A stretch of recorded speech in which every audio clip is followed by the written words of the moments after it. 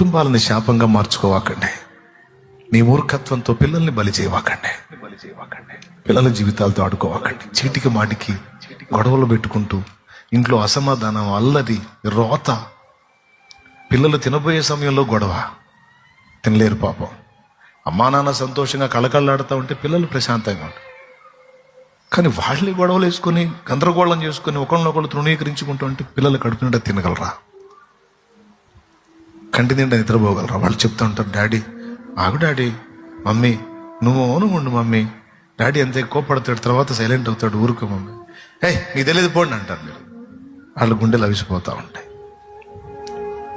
కుటుంబాలని శాపంగా మార్చుకోవద్దు. మనం దేవుని సంబంధం కదా. మన కుటుంబంలో ఉన్న దైవిక ప్రేమ, ప్రవర్తన ఇతర కుటుంబాలకు ఆదర్శంగా ఉండాలి.